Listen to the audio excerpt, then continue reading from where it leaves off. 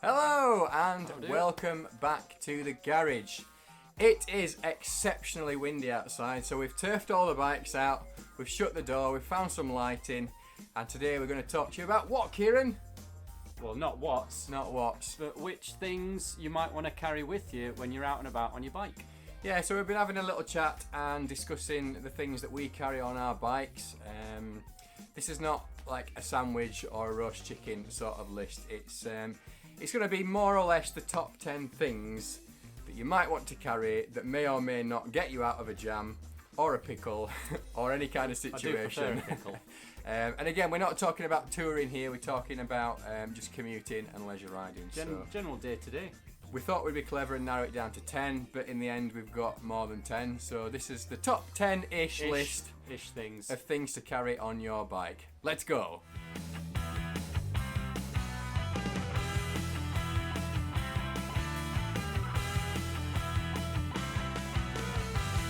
We're going to start our little list with some safety items. So the very first thing we're going to talk about is this, which is HighVis. This in particular is a very small, lightweight HighVis vest, the kind of thing you might find on a building site. But you can see that's small enough to sit under the saddle or somewhere else on the bike and be there when you need it.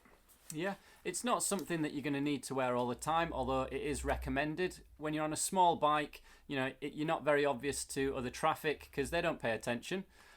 So when you do go out riding, it's best to have it with you. And if you do break down, then again, it makes you more obvious and less likely to be ploughed into.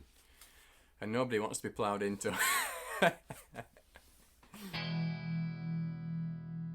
No. We're going to no. Where to go? Yeah, I think what Kira's trying to say is that number 2 on our list is visor wipes of one type or another. And I'm really sure I don't need to tell you that when you go out riding, sometimes your helmet gets dirty and you can't actually see what you're doing. So if you've got an appropriate thing to wipe your helmet with, you can wipe your own or give your mate a good wipe down and he'll be able to see where he's going.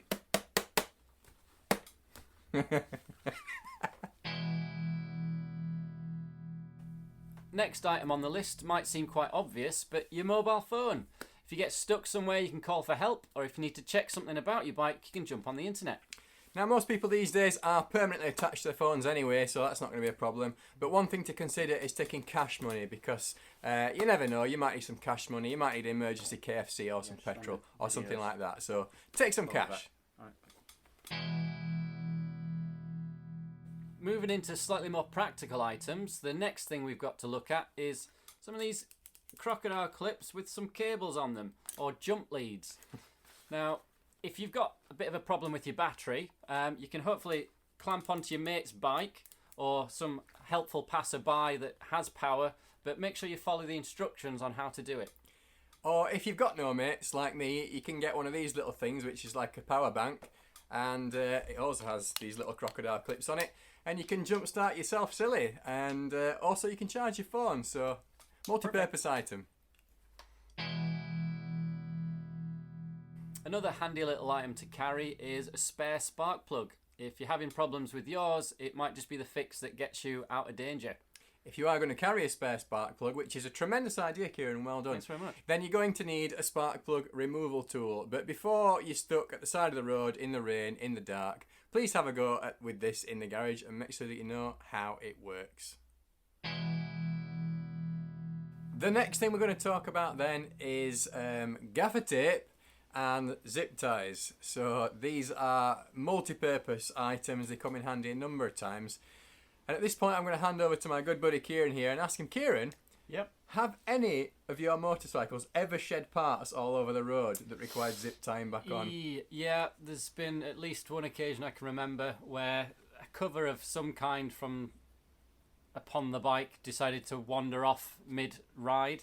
So luckily, this lad had a stash of these bad boys in his pack and we were able to zip it back on and crack on. And for that reason, there are now parts of Kieran's motorbike attached to his bike instead of somewhere in rural Scotland. So, gaffer tape and zip ties.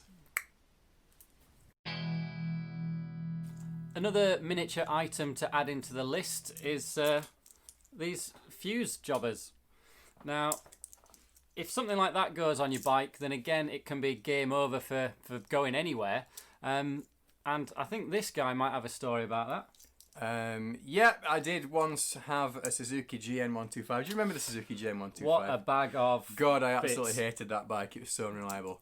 But there was an occasion where it was raining. Obviously, it was raining, and my main fuse went, and I did not have a spare fuse with me at the time, which required me to then push my motorbike all the way home up a hill. So that was fun. But for the sake of maybe, 10 or 15 pence spent and that amount of space lost on your bike, it's worth carrying some spare fuses. But have a look at your bike and make sure you've got the right type of fuses. Yeah. Otherwise, you might just have a handful of fuses and no hope in hell of getting home. Number 8? Is this number 8? I think it's probably Alright, what we got for number 8, boss? This thing here is a puncture repair kit, which again could get you out of a few tricky spots. Now, it just depends whether you've got tubed or tubeless tyres as to what kit you need for your bike. Also, along with that kit, and useful at other times, is a little tyre pressure gauge. You can see the size of that one, it's only very small. We were debating this about whether you would need that while you were out and about, but it is handy to have because sometimes you might come back to your bike and think the tyre looks a little bit low, so better safe than sorry. Again, considering the size of the thing, you may as well have one. Number 9 on the list is going to be security. So whenever you're going to leave your bike unattended, take along something with you that gives you a better chance of it still being there when you come back. Of course, there are about 8 million different options for security. So to name a few, we've got the disc lock here, we've got a padlock there, we've got an alarm and an immobiliser and the Suzuki address, and obviously we've got the big Brucey giant chain option. But whichever you choose, make sure it works as a balance of security and practicality for you. Welcome to this edition of What's in John's Toolkit. What we're going to do now is I'm going to take everything out, we'll lay it out, and then we'll have a brief little look at what goes in it as we put it all back together. So, cue the music!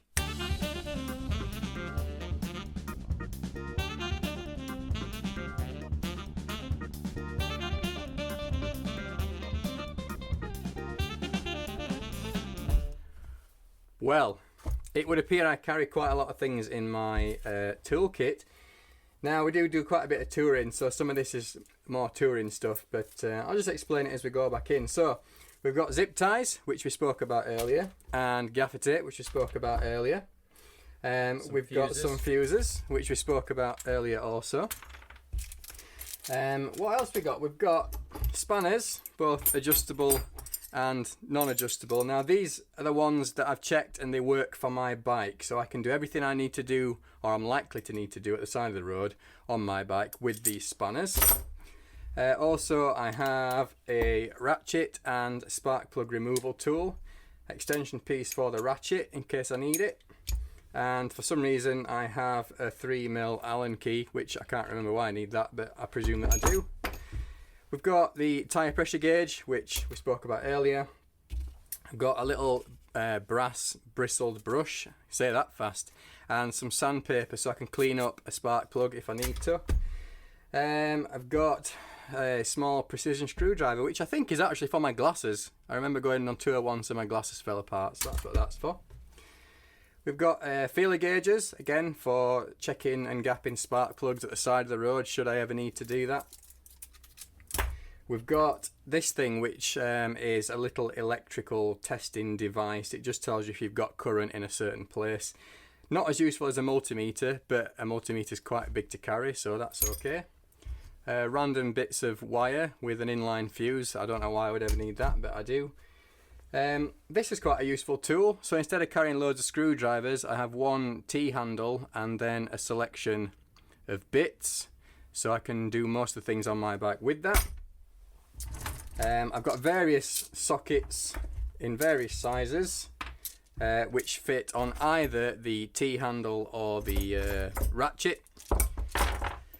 I've got some puncture repair things for inner tubes and some rubber compound here to go with that, so that presumably is for fixing punctures at the side of the road.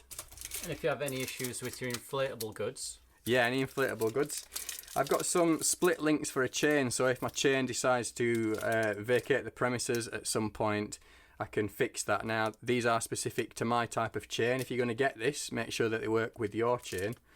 And moving on, I've got this strange little item, which is actually a magnetic scraper from a fish tank. But I have that in there so that if I take off any screws at the side of the road, I can stick them on there and they're going to be there when I come back to them.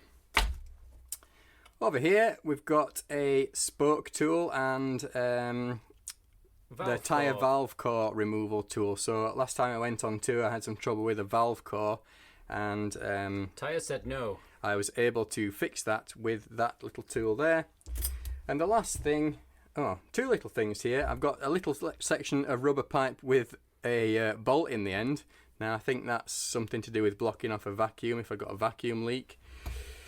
And two little pieces of fuel pipe if I want to drain off any fuel. And believe it or not, all of that fits in this, which is easy to carry in a top box or in the seat of the scooter. And that, my friends, is what's in John's toolkit. So all these things that we're telling you to carry in your toolkit and on your bike, it might seem a little bit excessive. And, you know, to some degree, you're probably right. If you're happy to just carry a membership card for a breakdown company, then good luck to you, happy travels. Personally, we like to be a little bit more self-reliant. We like to have the tools and the knowledge to fix things ourselves on the side of the road. We'll certainly give it a whirl. And whatever you decide to take along with you, whether it's handpicked one or two things out of the list or the entire bag of tricks, just make sure you spend some time getting familiar with the items and making sure that you know how to use them before you really actually need to use them. And if there's anything in that list that you think we've missed or any suggestions that you've got yourself, just pop them in the comments below. As ever, we've got more of these videos coming in the future on various different subjects, and I'm quite sure they'll be absolutely as useful for you as this one was. So, with a little luck, we'll see you on the next one. Ta-ra!